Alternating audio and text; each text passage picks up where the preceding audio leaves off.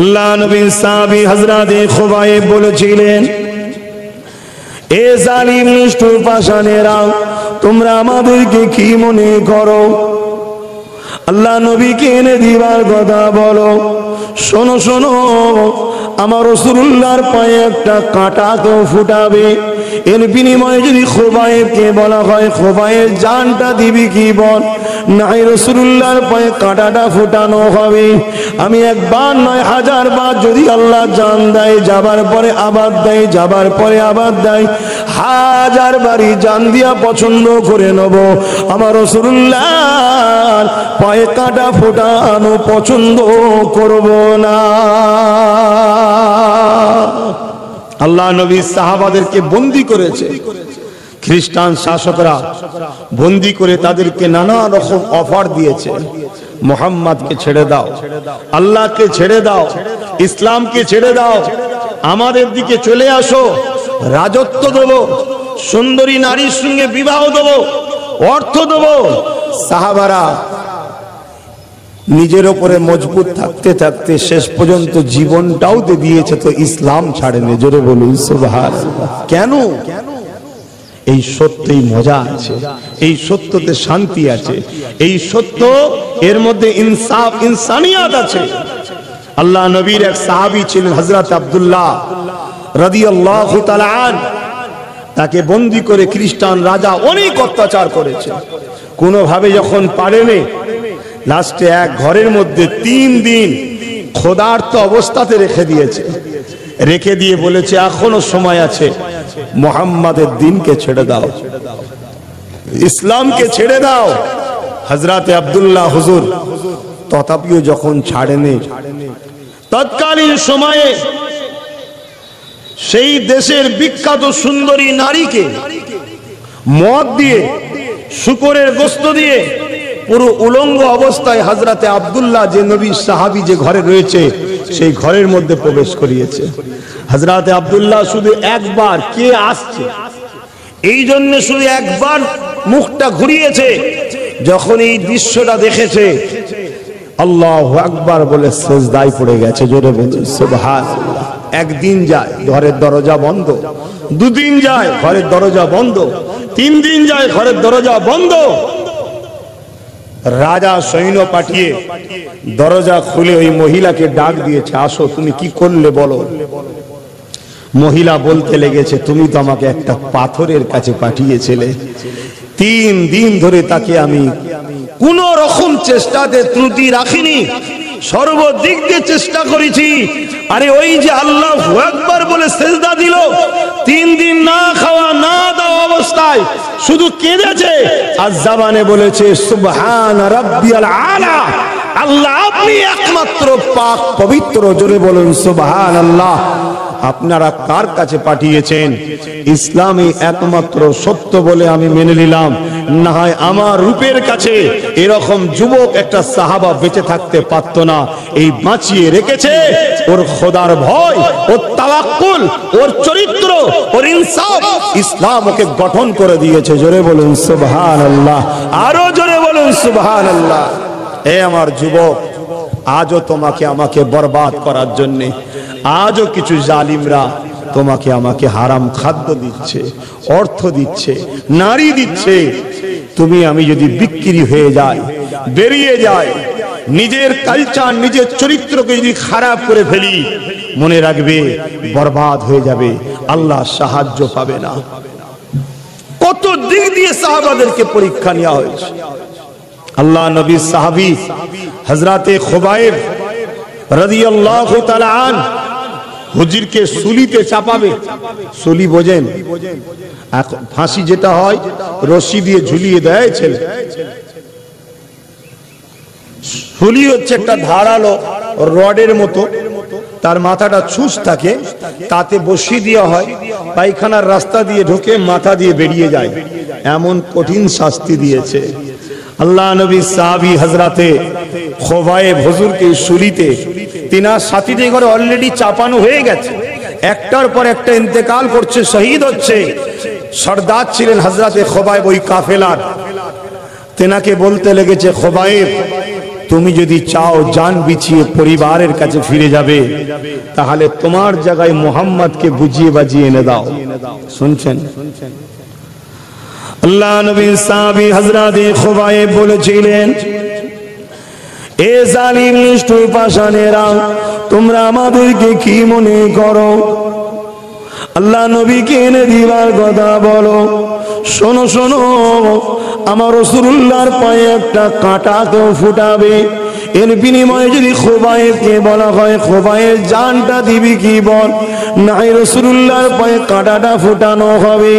আমি একবার নয় হাজার বার যদি আল্লাহ জান দেয়, যাবার পরে আবার দেয়, যাবার পরে আবার দেয়, হাজার বারই জান দিয়া পছন্দ করে নেব আমার রাসূলুল্লাহর পায়ে কাঁটা ফোটানো পছন্দ করব না। অবাক দুনিয়া, কি প্রেম! এই প্রেমটা হলো আদর্শের জন্য, সৌন্দর্যের জন্য, ইনসাফের জন্য, ইনসানিয়াতের জন্য। কারণ মুহাম্মদ রাসূল সাল্লাল্লাহু আলাইহি সাল্লাম একটা ইনসাফের নাম, ইনসানিয়াতের নাম, মানবতার নাম, প্রেমের নাম, আদর্শের নাম, ভালোবাসার নাম, সত্যের নাম। আমার রাসূল পাক সাল্লাল্লাহু আলাইহি সাল্লামের পুরো জীবনটা ছিল মানুষকে মুক্তি দিবার জন্য মডেল। জোরে বলুন সুবহানাল্লাহ। আল্লাহ নবী আর একজন সাহাবী হযরত খাব্বাব রাদিয়াল্লাহু তাআলা, তিনি আমার নবী পাকের ইসলামের প্রথম দিকে সাথী ছিলেন।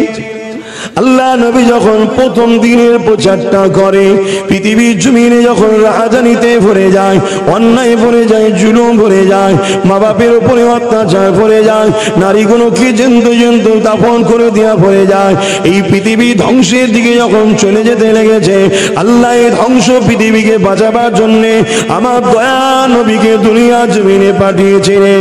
ওই সময় দুনিয়া জমিনে এসে আল্লাহ নবী যে দাওয়াতটা দিয়েছিলেন, প্রথম দিকে শুরুতে হযরত খাব্বাব রাদিয়াল্লাহু তাআলা আমার নবীকে নবী বলে, আল্লাহকে আল্লাহ বলে, ইনসাফের দিকে, ইনসানিয়াতের দিকে, মানবতার দিকে, মুসলিমের দিকে, গরিবের দিকে, এতিমের দিকে, বিধবার দিকে, এক কথায় শান্তির ধর্ম ইসলামের দিকে চলে আসে। ওই সময় আবু জিল উতবা সাইবারা আমার রাসূলুল্লাহর সাহাবীটাকে জোর করে ধরে নিয়ে গিয়ে কি জুলুম করেছিল শুনলে অবাক হয়ে যাবে। আল্লাহ নবী সাহাবীটাকে আগুন তৈরি করেছে, কাঠ দিয়ে আগুন জ্বালিয়ে দিয়ে ওই আগুনের উপরে বসিয়ে দিয়েছে, কোমরের গোশতগুলো আগুনে পুড়তে লেগেছে। এ যুবক রে, শোনো শোনো শোনো, ওই পরীক্ষা আল্লাহ তোমাকে আমাকে নাইনে, যে পরীক্ষা সাহাবাদের নিয়েছে, এই কোমরের আগুন গোশতটা আগুনে পুড়তে পুড়তে গোশত থেকে দেখবেন পানি রস বাহির হয়, ওই রস পানিতে আগুনটা বন্ধ হয়ে যায়, আবার আগুন ধরানো হয়, আবার হযরত খাব্বাব হুজুরকে বসানো হয়, আবার আগুন বন্ধ হয়ে যায়, আবার বসানো হয়। এইভাবে কোমরের গোশতখানা পুড়ে হাড় গুলো পুড়তে লেগেছে। ঠিক এমনই সময় এত কষ্ট দেওয়ার পরও আল্লাহ নবীর সাহাবী হযরত খাব্বাব এত কষ্ট সহ্য করেছে, তথাপিও সভ্যতা, ইনসাফ, ইনসানিয়াত, এই মানবতা কল্যাণের ধর্ম, আমার আল্লাহ ও নবীর পছন্দনীয় রাস্তা, এই রাস্তাকে আল্লাহ নবীর সাহাবীরা ছেড়ে দেয়নি।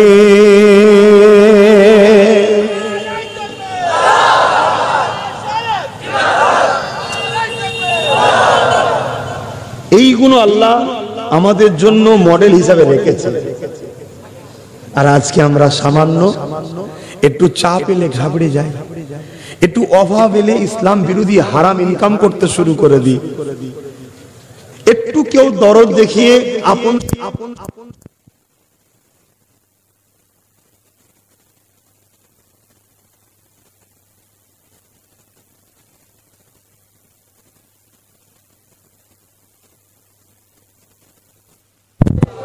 কি হলো? আল্লাহুম্মা সাল্লি আলা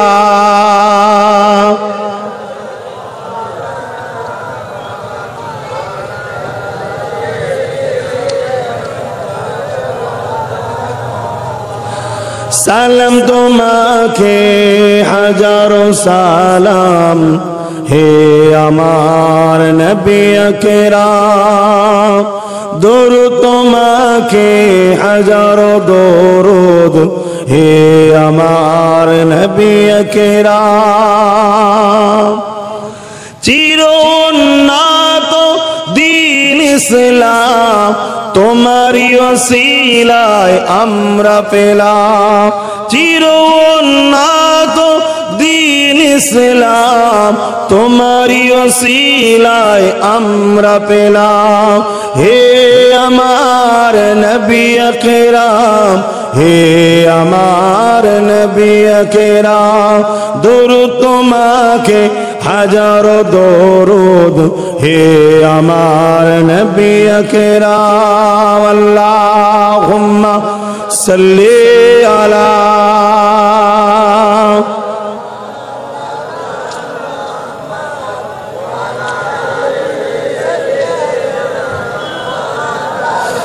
আমার আব্বা জানেরা, আমার আম্মা জানেরা, ভাইরা বোনেরা, দুনিয়ার অপশক্তি জালিমরা সর্বসময় চায় আমাদেরকে আল্লাহ ও রসুল থেকে সরিয়ে শয়তানি রাস্তায় নিয়ে যাবে। কেন? তারা জানে আমরা যদি আল্লাহ ও রসুলের রাস্তায় থাকি, এই সমাজে তাদের অন্যায় কাজের দাবদাবা চলবে না, তাদের মানুষকে দ্বিত দাস দাসী বানানো স্বপ্ন বাস্তবায়ন হবে না। কেন? আল্লাহ রসুল আমাদেরকে শিখিয়েছে জালিমের বিরুদ্ধে লড়াই করো, মজলুমের সাথ দাও, অসহায়ের সাথ দাও, গরিবের সাথ দাও। এই জমিনে একমাত্র দাসত্ব হবে আল্লাহর। জোরে বলুন সুবহানাল্লাহ। তাই তারা সমাজের একটা শ্রেণীর মানুষকে মূর্খ বানিয়ে হোক, বোকা বানিয়ে হোক, গোলাম বানিয়ে হোক, তারা তাদের অন্যায় সাম্রাজ্যকে টিকাতে চায়। কিন্তু আমরা বারবার যখন সত্যের মেসেজ সমাজকে দিই, ইসলামের মেসেজ যখন সমাজকে দিই, ইনসানিয়াতের মেসেজ যখন সমাজকে দিই, তাদেরই ঘরে ছেলেরা দলে দলে দলে দলে মুহাম্মদ রসুলের কাতারে ঢুকতে থাকে। জোরে বলুন সুবহানাল্লাহ, আরো জোরে বলুন সুবহানাল্লাহ। এতে তাদের মধ্যে একটা ভয় পয়দা হয়। বুঝতে পারছেন? আল্লাহ নবী সাহাবী হযরত খাব্বাব হুজুরের উপরে শুধু জুলুম হয়েছে তা নয়, যুগে যুগে যারা ইনসাফের পক্ষে ছিল, মানবতার পক্ষে ছিল, হক নাই সত্যের পক্ষে ছিল, তাদের উপরে জুলুম হয়েছে।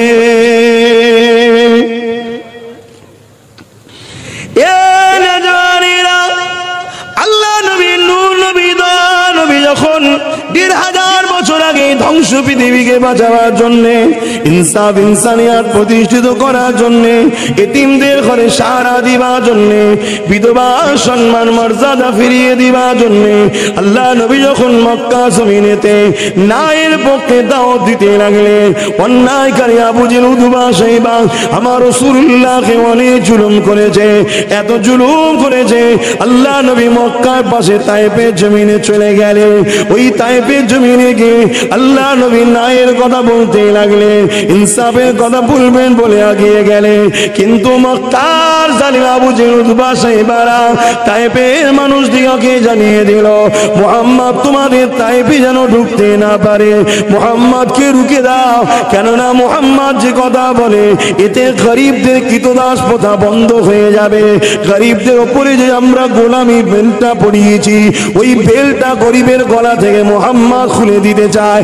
আমরা যে মানুষগুলোকে আমাদের দাসী বানিয়ে রেখেছি, আমাদের হুকুমের গোলাম বানিয়ে রেখেছি, আমরা মানুষের দ্বারা সমাজের বুকে ফিতনা ফাসাদ তৈরি করে আমরা নিজেরা ক্ষমতা আসনে বসে রয়েছি।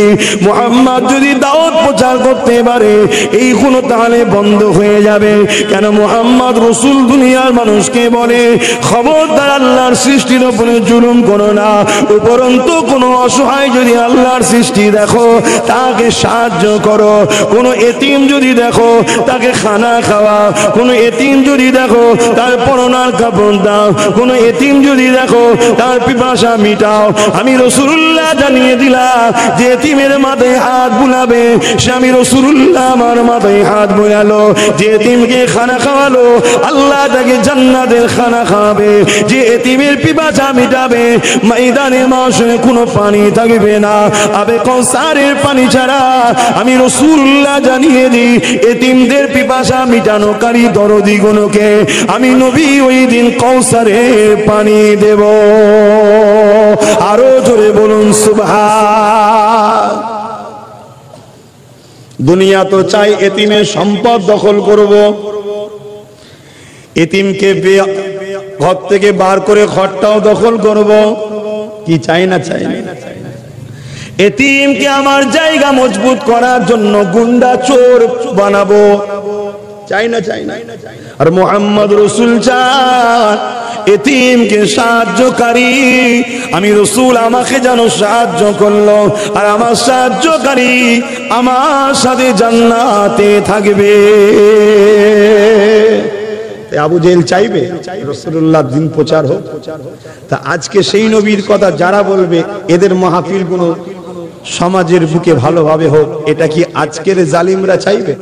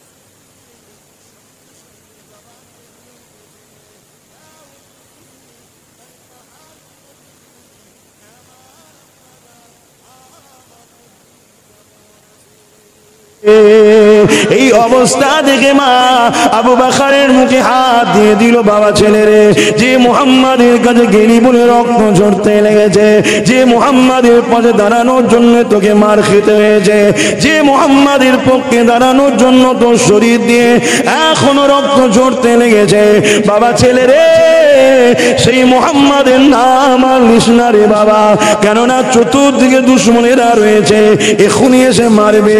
আবু বকর মায়ের হাতটাকে আদবের সঙ্গে সরিয়ে দিল। কেন আদব বললাম? ১,৫০০ বছর আগে যে সময়ের কথা বলছি, ছেলেরা মাকে হত্যা করে দিত, আর আমার আবু বকর মায়ের হাতকে আদবের সঙ্গে সরিয়ে দিল। এ আবু বকর মায়ের আদবটা শিখলে কার থেকে? আবু বকর বলতে লেগেছে এ আদবটা তো আমিনা লালি শিখিয়েছে। আমার আম্মা জান, আপনি কি কথা বলেন? আবু বকর নবী ছাড়া এমনি মারা যাবে। মা বলতে লেগেছে, বাবা ছেলে, তোমার আবু বকরের মধ্যে, তোমার রাসূলুল্লাহর মধ্যে এমন কি আছে? আল্লাহ নবী সাহাবী আবু বকর সিদ্দিক বলেছিলেন, শোনেন মা, যিনি আমাকে আপনাকে বানিয়েছে, তিনি আমার আপনার কল্যাণের জন্য, সঠিক রাস্তা দেখাবার জন্য মুহাম্মদ রাসূলকে পাঠিয়েছে। দুনিয়ার যত কল্যাণ ভালাই আদর্শের মূল উৎস হলো মুহাম্মদ রাসূল। আল্লাহ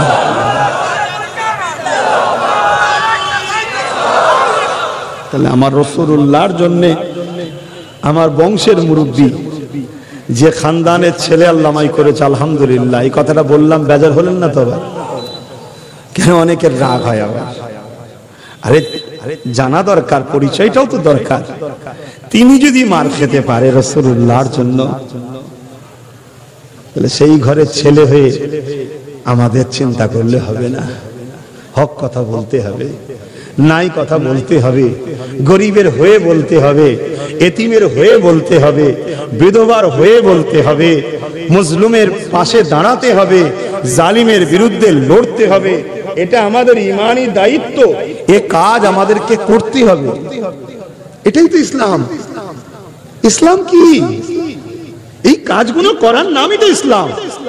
যার পেটে ভাত নেই তাকে ভাত দাও, যার পরনায় কাপড় নেই কাপড় দাও। কথা বুঝছেন না? নিজের গাঁট থেকে হোক বা একত্রিত হয়ে হোক বা কোনো জায়গায় পৌঁছে গেলে দিতে পারবে হোক, সেই জায়গায় গিয়েও হোক, অসহায় সাথ দিতে হবে। সমাজকে শান্তি প্রতিষ্ঠিত করতে হবে, জুলুমকে খতম করতে হবে, লুট বন্ধ করতে হবে, চুরি বন্ধ করতে হবে, জেনা বন্ধ করতে হবে, খুন বন্ধ করতে হবে, নারী ইফটিজিং বন্ধ করতে হবে।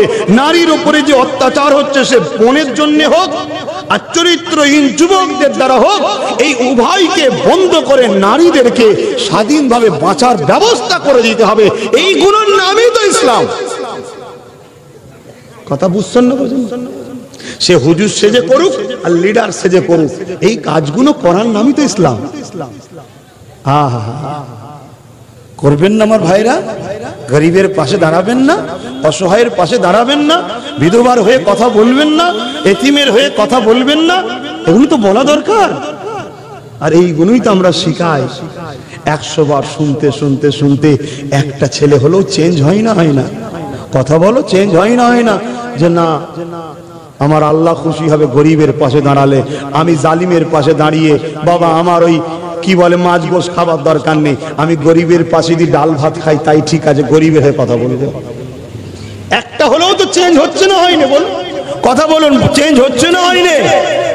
এই যে চেঞ্জ যখনই হবে, তখনই আজকের আবু জেহেলও টেনশন করছে। সেদিনের আবু জেহেল টেনশন করেছিল কেন?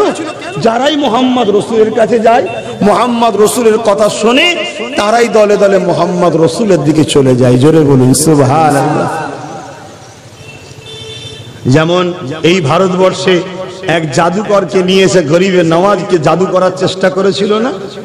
হায় হায় হায়, গরিবে নওয়াজ তো আমার নবীর বংশের আওলাদ, নবীর সন্তান, জানেন তো নাকি? নবীর সন্তান হযরতে হাসান হোসাইন, দুদিক দিয়ে গরিবে নওয়াজের সম্পর্ক, মায়ের দিক দিয়ে বাপের দিক দিয়ে, দুদিক দিয়ে হাসান হোসাইনি। জোরে বলুন সুবহানাল্লাহ। তিনি কি হক কথা বলেন? এই দেশে যখন গরিবদের উপরে অত্যাচার হতো, গরিব মানুষ যারা নিচু জাত বলা হয়, ইসলামে এই শব্দ নাই, আমি তারপরে বোঝাবার জন্য বলছি, তাদের গলাতে ঘন্টি বাঁধা থাকতো। ঘন্টা বোঝেন না? ঘন্টা বাঁধা থাকতো। যখন যেত আওয়াজ হতো, সব লোক দরজা বন্ধ করে দিত। কেন? তাদের ধারণা ছিল এই ছোট লোক, এই নিচু জাতদের মুখ দেখলে নাকি অশুভ হবে। তাহলে কতটা ঘৃণার ব্যাপার বলুন তো? যদি আজ আপনাকে দেখে কেউ করে যে এর মুখ দেখলে আমার অশুভ হবে, আর আপনার গলাতে ঘন্টি বেঁধে দিয়েছে, সেই দিন কিন্তু আসছে, আবার সেই দিন আবার আসছে। কথা বুঝে আসছে? গোলামি প্রথা, তো ঘন্টি বেঁধে দিয়েছে, বলুন আপনাকে ভালো লাগবে? কিন্তু তারা গরিব ছিল, অসহায় ছিল, কেউ বলার ছিল না, রাজা তাদের উপরে জুলুম করত। কথা বুঝলেন না? আমার গরিব নওয়াজ এই অসহায়দের হয়ে লড়েছে, অসহায়দের হয়ে লড়েছে। একটা দুটো নয়, 90 লক্ষ অসহায় মানুষ গরিবে নওয়াজের ব্যবহারে মুগ্ধ হয়ে আমেনা লালের রাস্তাকে আপন করে নিয়েছে। জোরে বলুন সুবহানাল্লাহ। কটা কটা? 90 লক্ষ। আজকে সেই গরিবে নওয়াজের বিরুদ্ধে দেখবেন একদল দাড়িওয়ালা টুপিওয়ালা মুনাফিক ঘুরে বেড়াচ্ছে। এটাও মনে রাখবেন, এখানে ঢুকিয়ে দিলাম, একটু মনে রাখবেন। আচ্ছা, গরিবে নওয়াজ না এলে মাফ করবেন, ছোট করছি না, সঠিক ইসলামটা আপনাদের পূর্বপুরুষরা পেত না, গরিবে নওয়াজের সিলাই পেয়েছে। আহা, কত কষ্ট করেছে হুজুর। ঠিক তেমনি আমার নবী পাক সাল্লাল্লাহু আলাইহি ওয়াসাল্লামকে দমন করার জন্য আবু জেহেল বিশ্ববিখ্যাত এক জাদুকরকে ভাড়া করে নিয়ে এসেছিল। আল্লাহ নবী, রাত হয়েছে, পূর্ণিমা চাঁদ উঠেছে, পুরো 14 চাঁদ, যেটা মানে ফুল চাঁদ উঠেছে। আল্লাহ নবী সাহাবাদের নিয়ে হাঁটাহাঁটি করছে, আর ওই আবু জেহেল জাদুকরকে নিয়ে গিয়ে মোহাম্মদ রসুলের সাথে কথা বলাচ্ছে। জাদুকর বলতে লেগেছে, তুমি নাকি নবী দাবি করেছো। আমার রসুল বলছেন, হা লা ইলাহা ইল্লাল্লাহ আনা মুহাম্মদ রাসূলুল্লাহ। মালিক হলো একজন, সৃষ্টিকর্তা হলো একজন, রব হলো একজন, তিনি হলেন আল্লাহ। তিনি আমাকে মুহাম্মদ রসুল করে পাঠিয়েছে। জোরে বলুন সুবহানাল্লাহ। আর আবু জেহেল কি বলেছে? মুহাম্মদ জাদুকর। বলুন নাউযুবিল্লাহ। তাহলে আমার রাসূলুল্লাহর উপরে অপব্যাখ্যা দিয়ে অপপ্রচার করেছে না করেনি? আমার নবীর উপর ইলজাম দিয়েছে না দেয়নি? তা আজ যখন আমরা সেই ন্যায়ের কথা বলবো, আজকের আবু জেহেলের উত্তরসূরিরা আমাদের উপরে অপব্যাখ্যা দেবে না দেবে না? বদলাম দেবে না দেবে না? আজকের গুণ আমাদের ঘরে কি বলছে? দালাল বলছে, বলছে না বলেন? এসব আবু জেহেলের চেলা। এদের দম থাকে তো সামনে সামনে কোনো ডিবেটে আসতে বলুন না, প্রমাণ করে দেবো এরা আবু জেহেলের উত্তরসূরিরা, এরা আবু জেহেলকে ফলো করে চলে। কথা বুঝলে? অনেকে বলে বরাবর বরাবর, বরাবর কিসের? হ্যাঁ, বরাবর কিসের? এ বেঈমান মরে জাহান্নামে যাবে। আলহামদুলিল্লাহ, আমরা ইন্তেকালের পরে আল্লাহর জান্নাতে যাব। জোরে বলুন সুবহানাল্লাহ। বরাবর কিসের? এ কথা আমার নয়, এ কথা হযরত ওমর ফারুকের। জোরে বলুন সুবহানাল্লাহ। উহুদের ময়দানে আমার নবী পাকের 70 জন সাহাবাকে জালিমরা শহীদ করে দেয়। দিবার পরে জালিমরা আওয়াজ তুলতে লেগেছে যে তোমরা বদরে আমাদের 70 জনকে জাহান্নামে পাঠিয়েছো, মেরেছো, আমরা তোমাদের বরাবর হয়ে গেছে। আল্লাহ নবী বলেন, ওমর বলে দাও, জবাব দাও। হযরত ওমর দাঁড়িয়ে গেলেন, দাঁড়িয়ে গিয়ে বলছে, এই জালিম, তোরা জালিম, আমরা হকের পক্ষে, তোরা অন্যায়ের পক্ষে। তোরা 70 জন জাহান্নামে গেছিস, আমাদের গুণ শহীদ হয়ে জান্নাতে গেছে। জোরে বলুন সুবহানাল্লাহ। বরাবর কিসের? আমার কথা বুঝছেন তো নাকি? আল্লাহ নবী কত কষ্ট করেছে। নবী পাককে ওই জাদুকর এসে বলছে, তুমি কিছু মুজিজা দেখাও। ও জাদুকরও জানে নবীরা মুজিজা দেখায়। কথা বুঝে আসছে? আর আবু জেহেল কি বলেছে? জাদুকর। কিন্তু সে আবু জেহেলের কথাই না চেনে, সে ডাইরেক্ট এসে জিজ্ঞেস করছে, দেখাও। আল্লাহ নবী বলছেন, কি দেখতে চাও? বলছে, আসমানে দেখাও। কেন? জাদুকরদের বিশ্বাস, তারা জানে যে আসমানে জাদু হয় না, যা হয় চোখের ধোকা জমিনে হয়, আসমানে হয় না। মুহাম্মদ যদি জাদুকর হয় তাহলে পারবে না, আর যদি সত্যি রসুল হয় পারবে। তাহলে একটা বেঈমান জাদুকরেরও বিশ্বাস মুহাম্মদ রসুল যদি সত্যি হয় পারবে, আর নাই পারবে না। আল্লাহ নবী উপরের দিকে তাকালেন, চাঁদ। আল্লাহ নবী বলছেন, এই চাঁদটাকে 2 টুকরো করলে হবে? জাদুকর তো অবাক, কি কথা? আল্লাহ নবী শুধু ইশারা করলেন, চাঁদটা 2 টুকরো হয়ে গেল। জোরে বলুন সুবহানাল্লাহ। ও আমার ভাইরা, শোনেন শোনেন, আমি সেই নেতার কথা বলতে এসেছি। আপনারা কাদের পিছনে ছোটেন? আপনারা সব গল্প করেন, ছেলেদেরকে শোনান যে আমার নেতা চাঁদে গেছে, চাঁদে পাঠিয়েছে, হ্যান করেছে, ত্যান করেছে। আরে শোনো মিয়া, আমার নেতা ইশারা করেছে, জমিন থেকে চাঁদ 2 টুকরো হয়ে গেছে। জোরে বলুন সুবহানাল্লাহ। আমি সেই নেতার কথা তোমায় শোনাতে এসেছি। আর শুধু 2 টুকরো হয়েছে না, একটুখানি ফালি না, পুরো আধা আধি চিরে একটা পাহাড়ের ওই মাথায় আর একটা পাহাড়ের এই মাথায় এভাবে দাঁড়িয়ে আছে। কতক্ষণ? মধ্যরাত পর্যন্ত দাঁড়িয়েছিল। জোরে বলুন সুবহানাল্লাহ। এই দৃশ্যটা আমার ভারতবর্ষের কেরলের 2 জন রাজা দেখেছিল, পরবর্তীতে তারা কলেমা পড়ে ইসলাম কবুল করেছিল। জোরে বলুন সুবহানাল্লাহ।